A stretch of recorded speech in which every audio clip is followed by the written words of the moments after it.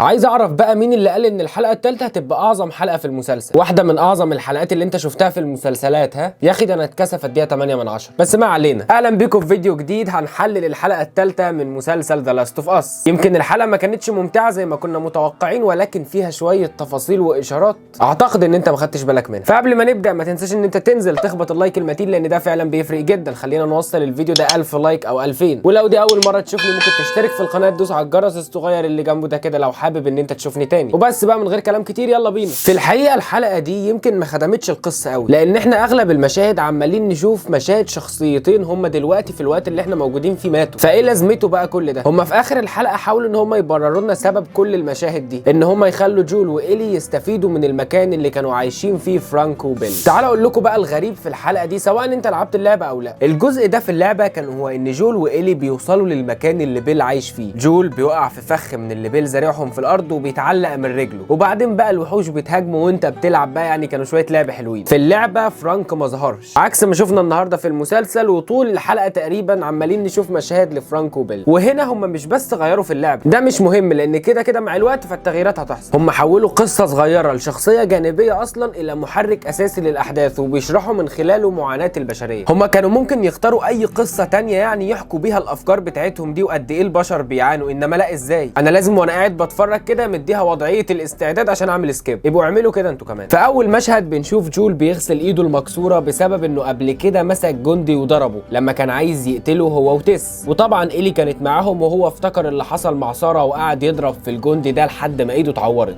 ومن ساعتها فالوجع الموجود في ايده ده دايما بيفكره بموت بنته ساره. والشكل اللي هو عمله بالحجاره ده كده زي مراسم توديع للناس اللي ماتوا، فهو عملها لتيس. الحلقه دي انا شفت كده عامل مشترك ظهر بين مسلسل ذا لاست اوف اس وذا ووكينج ديد، مش الزومبيز ولا نهايه العالم، لا، الاتنين ركزوا على تعامل الناس بعد انتشار الفيروس او المرض او ايا كان، يعني قد ايه الناس ما بقوش بيثقوا في بعض من بعد اللي حصل. ده كان باين من كلام جول لما إيلي سالت له انت ليه قلقان او حاجه زي كده، قال لها انا لازم اخد حذري من الناس دلوقتي. وفي الحلقه دي اصلا ما شفناش غير مشهد او اتنين للوحوش يعني، فهي الحلقه تركيزها كان على حاجه تانية. قلت لكم الحلقه اللي فاتت ان العلاقه بين جول وإيلي هتتغير، هي فعليا اتغيرت بس في اخر الحلقه مش اولها. لسه الاتنين لحد دلوقتي ما بيحكوش اي اسرار لبعض، وجول متحفظ ومش بيناقش معاه اي حاجه. الاتنين بيكملوا رحلتهم بعد موت تيس. اول ما جول وإيلي بيوصلوا للمكان اللي كانوا رايحينه عشان يدوروا على المعدات اللي جول سايبها من سنين، إيلي بتقف قدام لعبه وبتقول ان صاحبتها عرفتها عليها وكانت دايما تحكي لها عنها. هي بتتكلم عن واحده صاحبتها اسمها رايلي، واتوقع ان الشخصيه دي هتظهر في الحلقات الجايه، وده البوستر كمان بتاعها عشان لما تظهر تبقى عارفها. اي خدمه. اتوقع ان رايلي هي نفس الشخص اللي كان معاها يوم ما اتعضت لاول مره. فاكرين اما تيس سالتها في الحلقات اللي فاتت انت ازاي دخلتي وجات لك الجرأه ان انت تخشي المكان ده لوحدك؟ بس إيلي كدبت ساعتها، وهي كان معاها حد بس ما رضتش تقول لان اليوم ده كده بيمثل لها ذكرى سيئه. طبعا بنعرف فساد الحكومه، لان بنشوف إيلي وجول بيشوفوا الناس كده اللي ماتوا بسبب ان الجنود قتلوهم مع انهم ما كانوش مصابين. لكن هنا المسلسل بيوصل لك يعني نفس الفكره بتاعت ذا ووكينج ديد تقريبا، بيركزوا على العنف والتهور اللي بيصيب الناس لما اي كارثه بتحصل. إيلي بتسيب جول في المكان بره بيدور على معدات، وبتنزل للقبو ويمكن تلاقي اي حاجه، بتتفاجئ بشخص مصاب من فتره طويله والفطر منتشر عليه وواقع تحت الحجاره. هنا الشخص ده بقى بيمثل مين الشخصيه اللي معانا هنا في الحلقه اللي دايما كانت بتحبس نفسها وبتنعزل عن العالم الخارجي؟ ايوه هو بيل، كان دايما بيستخبى عن العالم اللي بره. احنا عارفين ان المسلسل بيستخدم استعارات كتير في الحلقات، زي مثلا الفطر اللي بيبين لنا اختفاء الانسانيه بعد اللي حصل، ومش انسانيه اقصد البشريه، لا انا اقصد يعني شعور الانسانيه، وان كل واحد بعد اللي حصل ده ممكن يلاقي فرصه تانية للحياه، زي جول مثلا اللي بيلاقي إيلي فهي ممكن تعوضه عن بنته اللي ماتت. بنشوف إيلي بتبص على المصاب ده شويه قبل ما تطلع السكينه وتجرحه، وبنشوف الفطر موجود يعني تحت الجلد مش بس على الوش. وهنا المسلسل بيأكد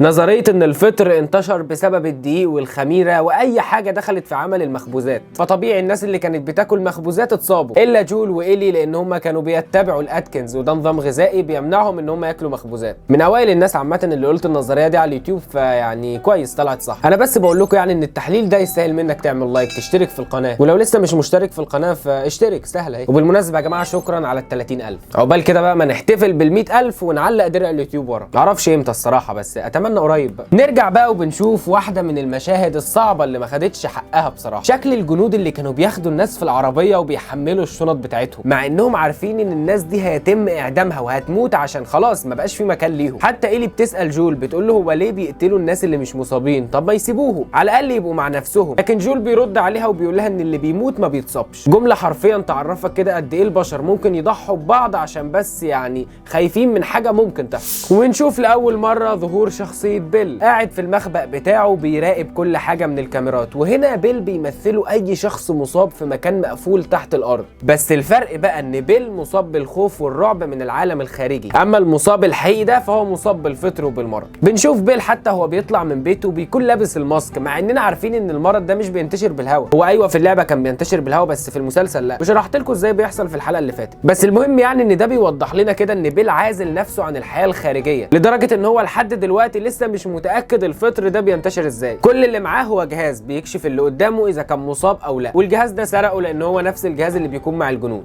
الحلقه دي فيها استعارات كتير، يعني لازم تكون قاري شويه عن التاريخ الامريكي والحاجات دي. فبما ان انت هنا بتتفرج عليها في القناه فغالبا انت عربي، فمش هيفرق معاك كل التلميحات دي، وكده كده مش هنحتاجها يعني لان هي مش مهمه في الاحداث. بنشوف بقى لاول مره خروج بيل من مخبأه بسبب ان في راجل وقع في الحفره اللي هو عاملها. طبعا بيل شاكك فيه، وبعد كلام كتير بيقرر ان هو يدخله عنده عشان ياكل وبعدين يمشي. بس بعد كده التكمله معروفه. للاسف المشاهد بتاعت فرانك وبيل يعني كانت طويله بزياده. الموضوع قلب بملل معايا بصراحه، لدرجه ان انا يعني في بعض المشاهد انا كنت بدات اكتب سكريبت الحلقه من كتر ما انا زهقت، غير ان كل شويه بقى لازم اكون جاهز عشان اعمل سكيب. هو بص انا في كلام مهم بصراحه عايز اقوله عن الحلقه. هي كتابيا الحلقه قويه، احداث دراميه، حوارات كلها اشارات وتلميحات لمعاني تانية، ولكن جوهر الحلقه الحاجه اللي هتخلينا نتعاطف مش موجوده. العنصر اللي هيخلينا احس بكل المعاني اللي انت بتحاول توصلها لي دي انا مش لاقيه. مش عارف ليه بيختاروا دايما العناصر المثيره للجدل. ما تختار اي شخصيه تانية توصل لي المعاني دي. الناس هتيجي تقول لي بقى انت مركز، اللعبه كان فيها كده ويقعدوا يصرخوا لي في الكومنتات. هقول لك اللعبه ما كانش فيها كم الحوارات دي. الزياده اللي حصلت في المسلسل دي حاجه من عندهم، كانوا ممكن يتجنبوها عادي، لكن هم قرروا ان هم يبروزوها لك في حلقه. انا الحلقه دي بصراحه ما فيش اي ذره تعاطف حصلت لي، وده رايي عامه عشان ما حدش يقول لي انت ليه طنشت وما اتكلمتش. وعامه الاحسن ان انت تتجاهل اي حاجه انت رافضها. انا بس يعني ايه كان عندي وجهه نظر، يمكن انا ما حبيتش الحلقه دي خالص ومش شايفها زي ما النقاد كانوا بيقولوا افضل حلقه في المسلسل. بنرجع بقى بفلاش باك كده لاول مره بنشوف جول وتيس بيقابلوا بيل وفرانك، وبنشوف طبعا بيل مرعوب من انه يتعامل معاهم ومش عايز يشتغل، ولكن فرانك عاجبه. واول ما جول وبيل بيبقوا قاعدين لوحدهم فبيل دايما موجه المسدس ناحيه جول لحد ما حرفيا بيتقرف منه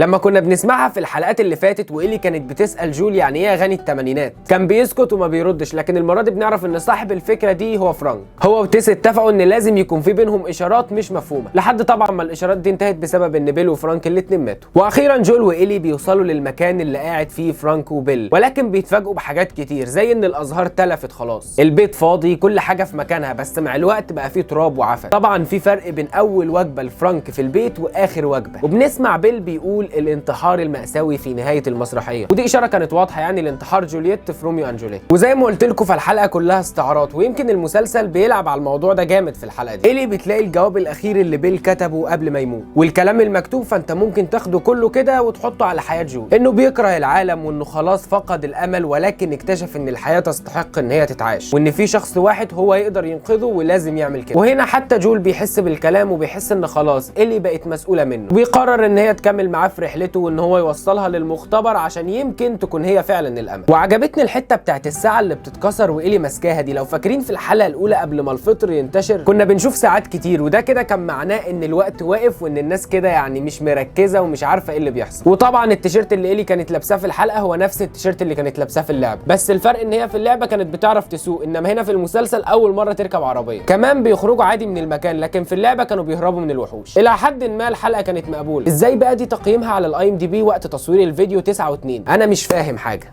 عموما تقييمي للحلقه الثالثه من مسلسل ذا لاست اوف اس 7 من 10. فقول لي رايك في الحلقه وتقييمك، ولو في اي تفصيله انا ما قلتهاش فاتمنى ان انت تقولها لي في الكومنتات. ولو الفيديو عجبك فما تنساش ان انت تنزل تعمل لايك للفيديو، لان ده فعلا بيفرق جدا وبيساعد الفيديو يوصل لناس اكتر. اما لو دي اول مره تشوفني اشترك في القناه، دوس على الجرس الصغير اللي جنبه ده كده لو حابب تشوفني تاني. وممكن تاخد لفه في القناه، هتلاقي تحليلات لمسلسلات، هتلاقي ترشيحات افلام، هسيبك انت بقى تشوف بنفسك. تواصل معايا على انستجرام او فيسبوك او تيك توك، هسيب لك اللينك بتاعهم تحت في الديسكربشن. انا علاء اسماعيل نوناز موفي هاسلر، اشوفكم في فيديو جديد. اتمنى ان انتوا كلكم تكونوا بخير. سلام.